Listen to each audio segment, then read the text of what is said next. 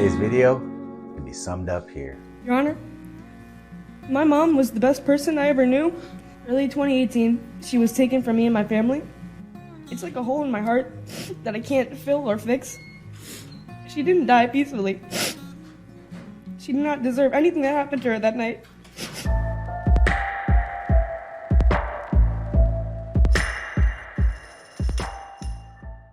Welcome back to Trevor and Jessica Do Everything Real Estate, and more importantly, a subcategory of videos called Estate of Crime.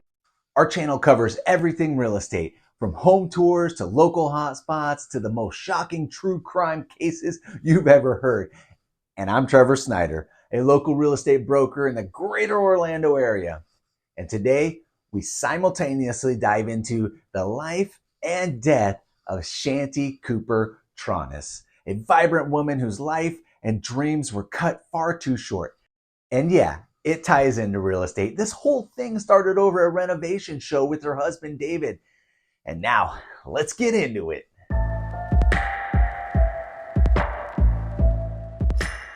Orange County, Florida, the greater Orlando area to be more specific, is where we begin our story. And well, in all honesty, the story will end here too.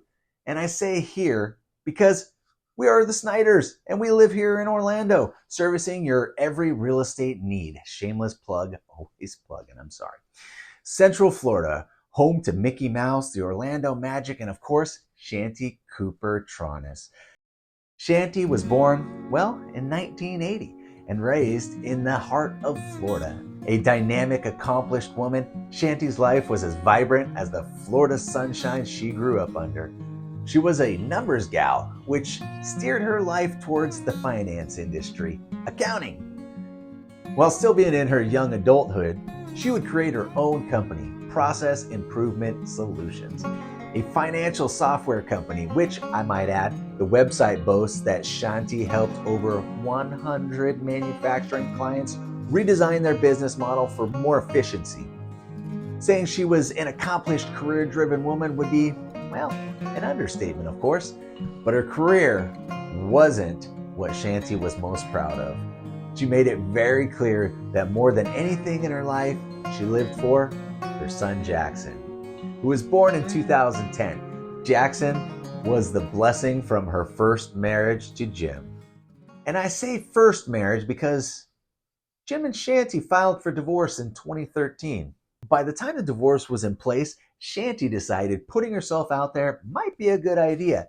It being 2013, maybe, Match.com, she thought. Match.com. More dates, more relationships, and more marriages than any other site. Start for free today. And wouldn't you know, she meets David Tronnes, which is where she picked up the Tronnes part in her last name, in case you didn't, I know. Originally from the Midwest, Minneapolis, Minnesota to be exact, David relocated to Florida, hoping for a fresh start and, of course, sunshine. Now, you're probably asking yourself, fresh start from what, Trev? Great question. Let me tell you, David had been married previously as well. Carol Tronnes was her name. They got married in the late 90s. Now, Carol Tronnes wouldn't say much bad about David, other than he was the most stubborn person she knew. After college, David got a job with 3M, the office supplies manufacturing company, and he worked in sales. Post-it super sticky notes. Hold on stronger and longer. But of course, remove cleanly. Post-it super sticky notes. But like many people in many fields, he left saying he was burnt out, and not only left his job, but ended up filing for divorce in 2013. So leaving his wife too. The same year Jim and Shanti divorced. What a coincidence. And that's where Match.com did its job. An email here, an email there soon led to frequent trips to Florida. David loved it here in Florida. Everyone does. And if you want help buying or selling here, I'll move on. Now, one thing about David, he was known for his fascination with home renovations. There's the real estate tie-in right there. Sorry. He was often pouring his time and resources into turning houses into personal sanctuaries. It was this very passion that brought him and Shanti together. And soon, His packing for Florida went from luggage to moving boxes. Ready or not, Orlando, here comes David. Now, David was a bit of a bragger. He liked to tell people how much money he made. He would tout himself as a millionaire, often saying he inherited $4 to $5 million from some relative. So when David fell in love with a house for sale, 218 East Copeland Drive, he decided to purchase it. And guess what, guys? He did just that. He bought it, and he paid cash. Whew, I guess he was a millionaire. But guess what he didn't do? He didn't put Shanti's name on the deed. He put his name and his mom's name, Beverly. Okay, no big deal. Shanti and David weren't married anyways, yet. However, it became David's obsession to remodel the entire house. An expensive obsession. And the thing was, for being a millionaire, he wasn't paying for any of the renovation costs. Shanti was paying for everything. And I don't just mean she was paying for the remodel, but the groceries, the utilities, and everything. Shanti and David would marry in 2017, but the house became a growing point of contention, as you can imagine. Shanti was eager to move forward and make the house a home, while David became increasingly obsessed with the renovations. His behavior grew erratic, often leaving projects incomplete and starting new ones without even finishing the old ones. Friends noticed a change in the couple's dynamics, sensing a growing tension beneath the surface between the two of them. They'd hire contractors, and those same contractors would leave and never come back after dealing with David just one time. The renovations weren't getting any better. They were getting way worse, to the point where they were living in a single-bedroom apartment above the garage. But then, cooler heads prevailed. David thought, I'll call Keith Ory. You might remember him from a house renovation show on TV called Zombie House Flip. What are we doing at this house? This thing was belched out of the Earth's innards. Oh my God, what is this? The zombie house. Together, we hunt these zombies down to flip for top dollar. I think this is the worst house we've ever bought. It's the last hope we've got. Bam, done. Wow. Besides the smell. I will say, when Keith first entered into the place, he laughed and thought, this isn't salvageable. But then he thought, well, it would make for the best episode ever if he pulled it off. So he agreed. The filming of the project would begin in early May 2018, and everyone was excited. However, as filming got closer and the crew was showing up on the regular, to plan out the project and make sure everything was ready to go, Shanti had enough. She blew up and stormed out of her own house, away from the producers, away from everyone. 3 years of renovations to the tune of $250,000 had her fed up and downright done. And it wasn't just the money. The fact that they were married, she was paying for everything, and she still wasn't on the deed. On April 24th, 2018, the unthinkable happened.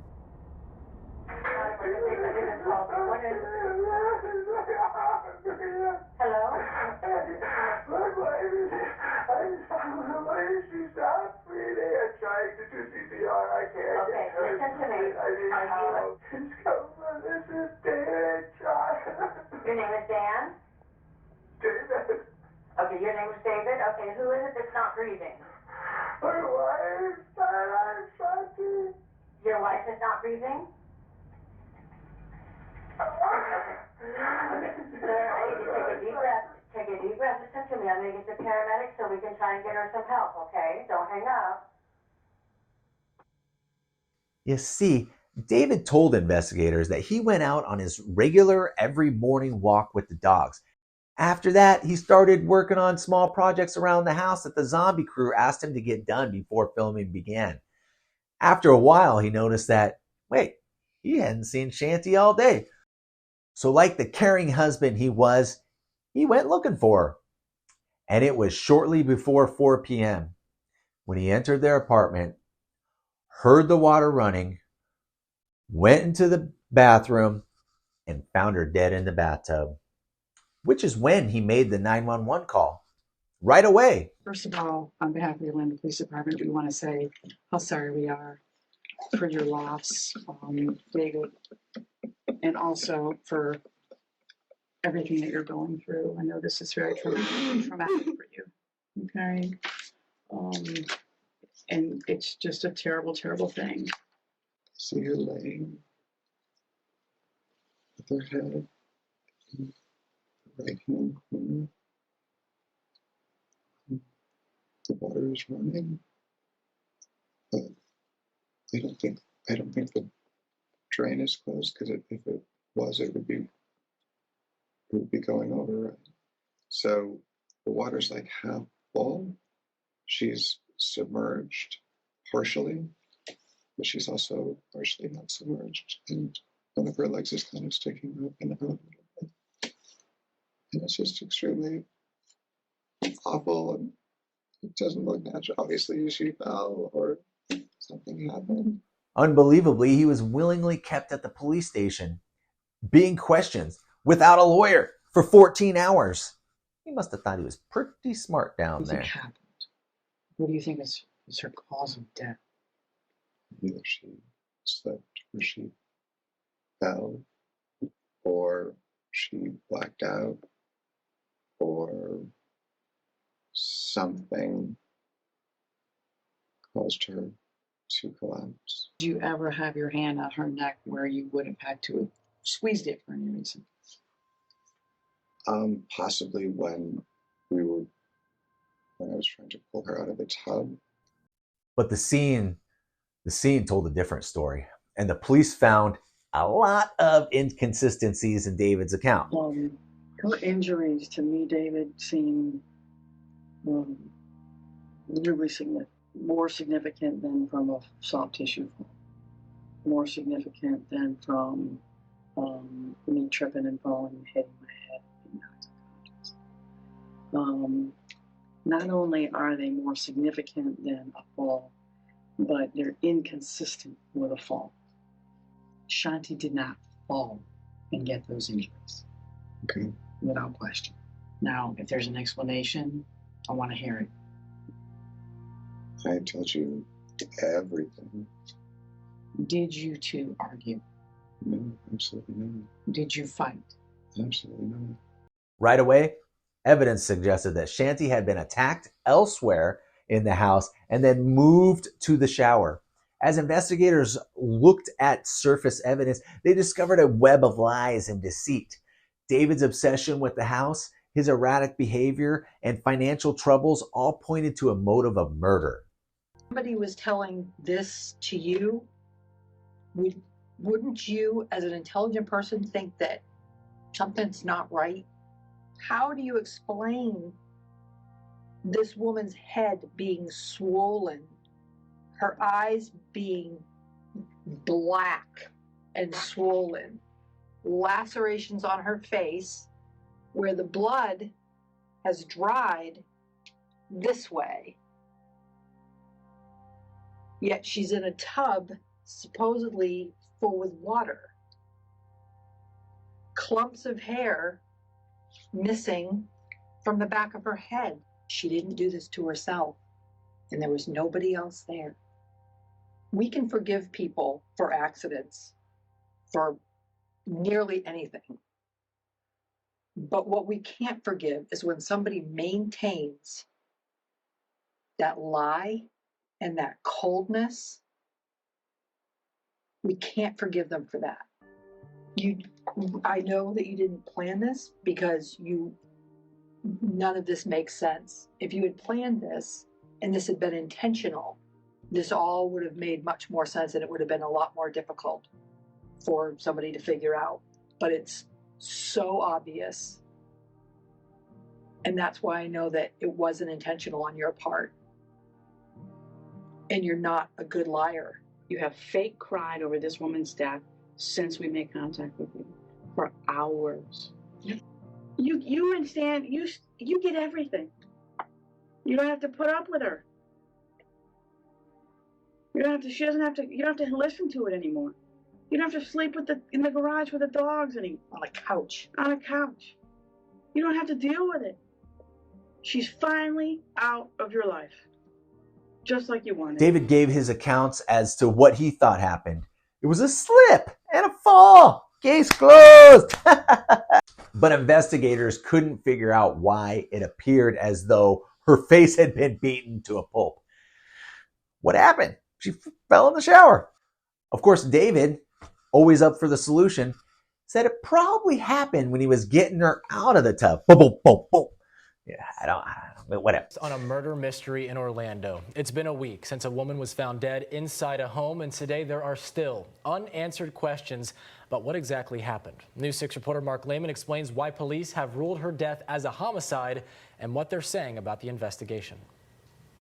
In the week since investigators were at this home, neighbors tell us their concerns have only grown. Now with the case being ruled a homicide, there are many here left with questions about what happened and who's responsible. In the quiet upscale neighborhood near Delaney Park, the only sign that a crime happened at this home is the sign itself, offering a reward for help in solving the case. As the investigation continues, we've asked police if they believe this crime is random or perhaps targeted, but the only thing they are telling us is that no other details are being released at this time.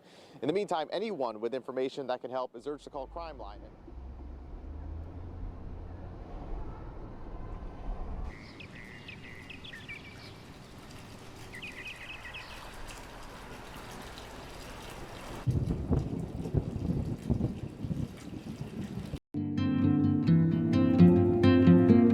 There was blood splatter. She had multiple bruises on her face. She was still wearing her pajamas, and she was wearing one earring. The other was beside her bed as if she had been interrupted while getting ready to go to sleep. In fact, it appeared she may have died the night before she was found. You see, her cell phone hadn't been used since 11 p.m. the night before. And I know women, they're not going a full day without use. Of course, it was the overwhelming inconsistencies that make you go, wow. You don't want me to surmise what happened, do you? Just based on evidence, testimony? You want me to tell your truth, or do you want to tell your truth? Because if I tell you truth, it's probably going to be first degree, premeditated. It'll make you probably look like I am.